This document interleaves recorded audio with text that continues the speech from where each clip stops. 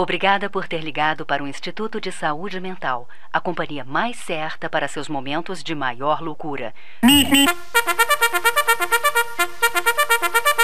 Nosso entrevistado é o jornalista José Neumann Pinto, jornalista, poeta e escritor. Uma consequência de uns contatos que eu tive com familiares de Toninho do PT e de Celso Daniel, que foram mortos em atentados e que me passaram muitas informações que caracterizavam um certo modus operandi.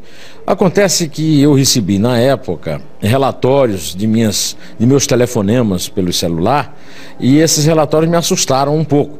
Então eu segurei um pouco, eu baseava muito em documentos, e aí agora, às vésperas da eleição, na qual o Lula se despediu da presidência, eu resolvi retomar, mas sem consultar mais documento. Zé Neumann, e você acha que dentro dessa trajetória, digamos, pessoal, para o político já realizado como presidente da República, essa trajetória, ela mudou muito na essência da pessoa do presidente Lula? Não mudou nada. O Lula continua sendo o que ele sempre foi, o cara que eu conheci em 75.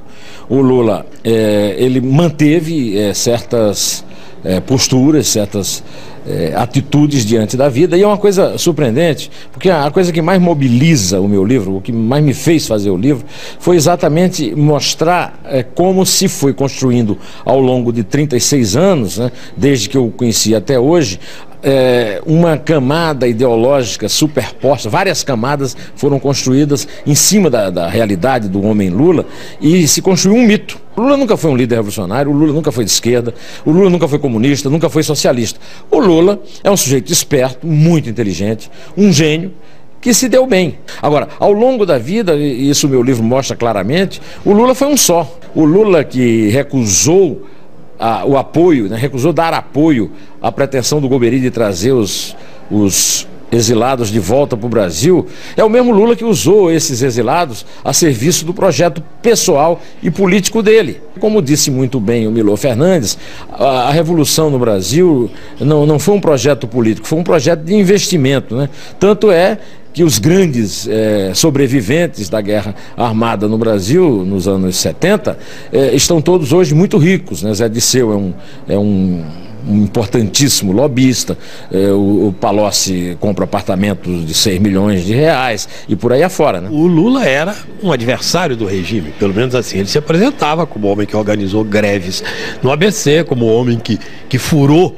o bloqueio das greves, né? Foi quem começou a furar o bloqueio das greves. Mas como são essas histórias dos contatos dele que você levantou, você acompanhou, vamos pegar lá a história, com o regime militar? Quando ele entrou no sindicato, o Lula era um perfeito discípulo do Paulo Vidal, que foi um líder sindical que levou as fábricas multinacionais para o ambiente sindical brasileiro, que era um ambiente dominado por anarquistas e comunistas de um lado e pelegos conectados com o governo do outro. Eles fizeram a terceira via e o Lula fazia parte dela. As circunstâncias políticas do fim da ditadura que levaram o Lula, jogaram o Lula nos braços da esquerda. Eu conto isso no livro com muita clareza. O Cláudio Lembo procurou comigo, na minha companhia, o Lula, oferecendo um pedido do general Golbery para que ele apoiasse a anistia e a volta dos exilados, e o Lula se recusou a fazê-lo, inclusive ganhando com isso a antipatia que permanece até hoje de Dom Paulo Evaristo Arnes, o cardeal de São Paulo, aposentado, que à época deu esse apoio. O Lula disse na minha presença que não ia dar apoio a nenhum exilado que estava bebendo vinho em Paris e que ia voltar para o Brasil e tentar mandar nele. Agora, isso tudo está... Você não precisa só, Zé Márcio e Petro, vocês não precisam só confiar na minha palavra. Isso tudo está em entrevistas que ele deu para o Pasquim, para Playboy, só que ninguém reproduz essas entrevistas. O meu livro tem algumas revelações novas que eu vivi, porque eu tive intimidade para isso. Mas tem 90% do material do livro são coisas que estão basicamente em 2 livros. Um livro do Mário Morel, filho do Edmar Morel, que escreveu Lula, o metalúrgico, que depois virou Lula o Início, quando Lula foi presidente. E quando o livro saiu, o Mário Morel foi demitido da TV Educativa, que é federal, talvez porque seja um livro em que o Lula aparece em toda a sua dimensão, né? Que não é um revolucionário, um socialista, mas ao contrário, eu mostro no meu livro como ele mesmo, Lula, contava como é que ele pedia aumento ao patrão, sempre delatando um companheiro. Ele chegava no patrão e dizia: veja bem, aquele cara lá trabalha menos do que eu e ganha mais. ou a forma como ele aprendeu a mais-valia na Vilares, quando ele chegou para o operador da máquina dele, que fazia 70 peças, e como ele só conseguia fazer 24, ele disse: ô companheiro, você está ganhando um salário igual ao meu e está me ferrando, porque pô, você trabalha feito um louco e depois todo mundo na Vilares fica sabendo que eu não trabalho como você trabalha. Quer dizer, coisas desse tipo que estão lá no livro do Mário Moral, que foi demitido. Só que as pessoas não leem ou não se lembram. Não é conveniente lembrar. O que é conveniente lembrar é o mito. Então ficam construindo camadas de mito. Uma das coisas, Zé e Petros, que eu quero chamar a atenção do meu livro é o seguinte: nem eu entro na versão do Lula santo, nem eu entro na versão do Lula demônio, aquele negócio da direita, que Lula é analfabeto, que Lula é fotografado numa evidente montagem com um livro de cabeça para baixo, a história do Lula bêbado, tal. Eu não entro nessas histórias. O que eu entro é o Lula real, é o Lula que eu conheci, o homem comum que encantou e que empalmou a opinião pública no Brasil como nenhum líder político fez antes. Ô Neumann, como de toda forma o Lula se transformou de um sindicalista a um homem político? Essa transformação, sem que ele tenha mudado a sua personalidade, vamos dizer, pessoal política, ao que você atribuiria à vista dos fatos que você conhece? Eu acho que basicamente o primeiro Lula é um enorme talento e ele desenvolveu uma grande tática de negociar, que é uma coisa importante na política e no governo, né? No sindicato, e ele desenvolveu um talento enorme de ouvir as pessoas e fazer de conta que está de acordo com elas, quando na verdade ele só faz o que ele quer. E ele foi ao longo da vida fazendo conquistas que esse talento lhe permitiu, né? E crescendo com isso, tanto no sindicato quanto na política. O Lula é o maior político que o Brasil já teve. Agora, todo mundo interpreta isso como um elogio. Não é necessariamente um elogio. Era um dos piores presidentes também que o Brasil já teve, tendo em conta o potencial que ele tinha como político e em conta a realidade que ele encontrou, fazer a lambança que ele fez. O Lula conseguiu reunir a esquerda da luta armada com a escória da política brasileira, né? Severino Cavalcante, Jader Barbalho, esses caras que representam um maior atraso na política brasileira, que o Lula abrigou sob o guarda-chuva dele com o beneplácito do guerrilheiro Zé Disseu. O Lula nunca foi guerrilheiro, mas ele foi lá no PT, ele fez aliança com os caras da luta armada. Não é isso? E que ele não queria receber aqui, mas quer dizer, o Lula nunca, ele mesmo disse que era uma metamorfose ambulante, ele nunca teve nenhum compromisso e nunca se declarou um cara coerente, né? Ele, inclusive, digamos que ele é um discípulo do Assis Chateaubriand, que dizia que a coerência é a virtude dos imbecis. Como é que ele começou a exercer o fascínio? O que é que o ouvinte dele, o que é que o eleitor precisa ouvir, o cidadão precisa ouvir? Ele se integra também porque ele pertence à mesma classe, ele teve a mesma experiência do povo. Quer dizer, o Lula, ele é o retrato do cidadão brasileiro. Oportunista, vagabundo, inimigo da leitura e da educação e tal. Quer dizer, ele tem toda esse físico de rolo. E ele tem um talento extraordinário. O Lula é um gênio. Realmente, no sentido da palavra, um gênio da política. Quando eu disse isso ao Serra, mas e o Getúlio? Mas, pelo amor de Deus, o Getúlio se matou por causa de uma corrupçãozinha vagabunda lá de um segurança da fazenda do pai dele, meu. Quer dizer, o Lula lida com o mensalão, que é uma super corrupção, né? O Lula instalou a corrupção sempre houve na política brasileira, mas o Lula instalou a aceitação da corrupção como uma coisa legítima, né? Quase como um programa popular. O homem do povo, quando esses imbecis da oposição ficam achando que vão fazer uma campanha moralista e vão derrotar o Lula e o PT com isso, ele não tem a menor condição, ele não entende o povo brasileiro. O povo brasileiro vive a corrupção nas suas entranhas. O sujeito que mora numa favela, o Estado não está lá, ele se entende com o bandido. Então ele sabe, o povo brasileiro convive com a corrupção com a maior intimidade, com a maior familiaridade. No sindicato também, você sabe, o sindicato dos ladrões, o cinema mostra isso, a facilidade, a familiaridade, a relação que o sindicalismo tem com o crime. Então o Lula é um cara que nada de braçada nessa área, e esses intelectuais todos, e esses caras, principalmente esse pessoal da luta armada, a Dilma inclusive, né, sempre, essas pessoas sempre acharam que poderiam instrumentar o Lula, que podiam usar o Lula a serviço deles, quando o Lula os usou. O Lula primeiro usou o Zé Disseu, ele levou o Zé Disseu, um ex-guerrilheiro, para fazer a organização do PT, e na verdade o Zé Disseu foi o cara que pôs o PT com ele, o PT a reboque dele, porque o PT, você se lembra muito bem, você na época trabalhava comigo nessa área de política, você sabe que o PT era um saco de gatos, que não se entendia, tinha desde o revolucionário que queria derrubar o governo pela força, até o democrata cristão, né? Quer dizer, você tinha desde o Plínio de Arruda Sampaio, que era democrata cristão, até o Palocci, que era guerrilheiro, e o Zé Disseu juntou todo mundo em torno do Lula, na intenção de fazer um programa pessoal dele. O Zé Disseu achava que ele jogava o Operário lá, o Operário garantia a permanência até ele chegar e ganhar.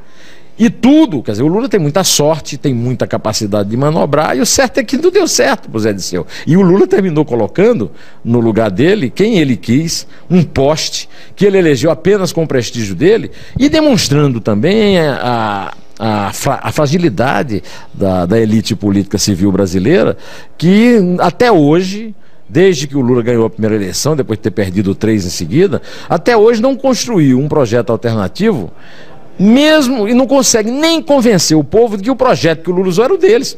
Que eu sempre disse que o Lula, quando chegou no Planalto, roubou o plano real que estava na gaveta e disse, não, isso aqui é o salário família, e todo mundo acreditou, e até hoje o PSDB sataniza o Fernando Henrique, porque acha que o Fernando Henrique é que é o patinho feio da história. Como os episódios de Toninho do PT na região de Campinas e o episódio do Celso Daniel, que vamos dizer, foi próximo à formulação do novo Lula, se inseriram dentro dessa transição do velho Lula com a aparência de um discurso mais revolucionário vis-à-vis a um Lula mais conciliador do ponto de vista de visão social. Como é que eles foram inseridos e como é que você vê isso? Na verdade, eu tenho um capítulo no livro chamado Os Filhos de Saturno, né? Que o Saturno devorava os próprios filhos, o PT devorou os próprios filhos, né? Na verdade são 3, o Paulo de Tarso, Venceslau, o Antônio Santos e o Celso Daniel. São episódios que todos têm a ver com corrupção. Os 3 têm a ver com corrupção grossa. Foi montado um esquema de corrupção, transporte, lixo, nas prefeituras que o PT dominava, e esse esquema produziu, como sempre em qualquer esquema criminoso, produziu mortes. O Paulo de Tarso não chegou. Paulo de Tarso denunciou a corrupção nas prefeituras de Campinas, na época com Jacob Bittar, e de São José dos Campos com Ângela Guardanin. Não morreu, mas sofreu 2 atentados na estrada. As pessoas não falam isso, mas o Paulo de Tarso, que entregou isso para o Lula e depois para a imprensa, sofreu 2 atentados na rodovia dos trabalhadores. O Antônio Santos, que não era Toninho do PT, que depois que ficou mártir, que foi criada essa marca, esse marketing do Toninho do PT, o Antônio Santos também foi morto, e até hoje a viúva está convicta de que ele foi morto por interesses ligados à corrupção na área da droga, porque Campinas é um grande centro de droga, e na questão da especulação imobiliária nas favelas, que ele era um líder desde o começo da vida dele nisso aí. E o Celso Daniel morreu também no auge de uma grande confusão de quadrilhas pelo dinheiro lá de Santo André, que até hoje não foi devidamente explicada. A morte dele a versão oficial, inclusive da polícia tucana, não convence. E eu conto isso tudo num livro mostrando como existe uma metodologia. Os 3 casos são praticamente iguais, inclusive a difamação das vítimas, né? O Paulo de Tarso foi difamado como delator. O Toninho, tentaram difamar o Toninho como homossexual. O Celso Daniel também misturaram a sua bissexualidade, que não tinha nada a ver com a história do assassinato, e até hoje ninguém no Brasil questiona o fato de que o casal Marilena Nakano e Bruno Daniel, esse casal está em Paris com os filhos, fugindo dos assassinos do irmão. O outro irmão, o João Francisco, mora numa cidade do interior da Bahia, escondido, e os assassinos estão protegidos por uma camada de cumplicidade que se pode assemelhar à Ormetá da máfia. O que realmente você destacaria, se olha, não, esta é uma revelação do livro? Vou contar uma história engraçada, está publicada, não é uma novidade do meu livro. O Lula deu uma entrevista para Playboy e o repórter Josué Machado lhe perguntou quais são as duas maiores personalidades do século XX. Vá pensando aí, Mahatma Gandhi e... Fale uma, rápido aí. Você acha que o Lula falou? Diga uma. Kennedy, Lincoln. Kennedy, você diria o quê? Talvez o Roosevelt. Adolf Hitler. Então o repórter diz assim, Hitler? Ele disse sim, mas não pelas ideias, e sim pela obstinação com que ele lutava por elas. Então este é o Lula autêntico é o cara que achava que as duas maiores personalidades do século eram Mahatma Gandhi e Adolf Hitler. Não sei se você percebe, inclusive a incoerência disso, né? Você tem o maior assassino do século e o maior pacifista do século, como as suas grandes admirações. E o Lula é essa contradição. Só que as pessoas fazem muita força para não compreender isso. Qual é a realidade desse homem? Por que é que, de fato, ele conquistou a alma e a mente de 80% dos brasileiros? É porque ele é igual a eles. Porque o Brasil é aquilo, a gente tem ilusões do Brasil, o país do futuro. Não, o Brasil é isso mesmo. Nós somos isso. E ele, além do mais, ele foi o primeiro presidente de uma democracia de massas, e ele foi o primeiro presidente que não teve oposição nenhuma. Nem no regime militar, a oposição foi tão ruim, ao contrário, mostrou que derrubou o regime, como a oposição tem sido ao governo Lula e foi ao governo Lula e tem sido no governo Dilma. O Lula é filho de um canalha bêbado, autoritário, machista e mulherengo e analfabeto, com uma santa. Ele é filho de um canalha com uma santa. E ele, apesar de ter conhecido o pai, ele representa a maioria dos filhos brasileiros que são filhos sem pais. O pobre brasileiro, o maior privilégio que um pobre brasileiro pode ter é saber quem é o pai dele. E o Lula, apesar de ter tido pai, um pai violento, um pai que detestava que os filhos estudassem, e aí nós temos, eu conto isso no meu livro, inclusive com episódios, nós temos uma explicação do porquê do amor do Lula pela ignorância, né? Tudo isso tem explicações racionais, lógicas, na vida, nos fatos comuns.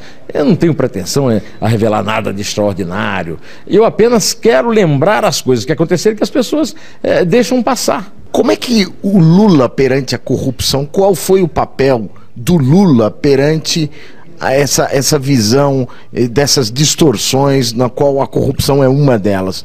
Porque ele sempre acabou isento, de alguma maneira, desse processo. Você acha que essa isenção é legítima ou ele teve uma participação ativa na formação ou dessa questão?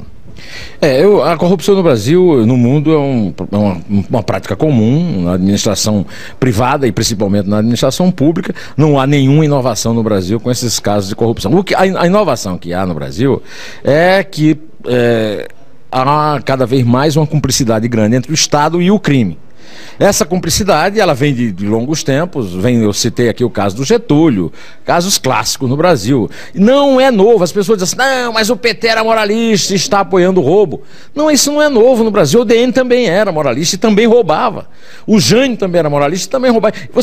As pessoas se esquecem que o que acontece é que há uma radicalização, quer dizer, há uma costumização. As pessoas passaram a lidar com isso com imensa naturalidade, né? Neumann, e agora o seguinte, lulismo ou petismo? Há diferenças? Qual dos dois vai ficar? Eu acho que os dois, há uma diferença grande. O Lula é muito maior do que o PT. O Lula é o Brasil, o PT é uma coisa que você não sabe bem o que é. O PT é uma esquerda católica radicalizada, com uma mistura com... O PT era uma união de guerrilheiros sobreviventes, né? Com católicos progressistas e dirigentes sindicais, né? Eu acho que o Lula não sobreviveria sem o PT e o PT sobreviverá sem o Lula, mas numa dimensão menor, no conjunto da política brasileira. Neumann, no seu livro O que sei de Lula, você conta o que você sabe de Lula, mas há alguma coisa que você saiba de Lula que você não contou, que gostaria de contar? Há muita coisa que eu sei de Lula que eu não contei no livro e eu não posso contar. Eu não posso contar no livro, não posso contar no jornal e não posso contar aqui, porque aí eu teria grandes problemas com a justiça, né? Porque eu não teria como provar muitas coisas que eu sei. O livro se chama Tudo o que eu sei de Lula, Inclusive porque tem algumas coisas que são impublicáveis do ponto de vista da moral e dos bons costumes, e que envolvem pessoas que eu não gostaria de comprometer, né? Mas não é tudo, né? Mas eu acho que o título do livro é muito exato, é um retrato muito... E a capa, que tem uma foto do Lula brincando, e que mostra essa coisa, o Lula verdadeiro, o Lula criança. Um livro também que eu me baseei muito foi um livro belíssimo, Lula Menino, do Audálio Dantas, talvez o melhor depoimento que eu tenha encontrado impresso sobre o Lula. Então é claro que eu sei muito mais coisa, é claro que o livro não se chama Tudo que eu sei de Lula, mas infelizmente, se eu não pude contar no livro, nem posso contar nos meus artigos de jornal, não vou poder contar aqui também, porque isso aqui vai percorrer o Brasil e o mundo.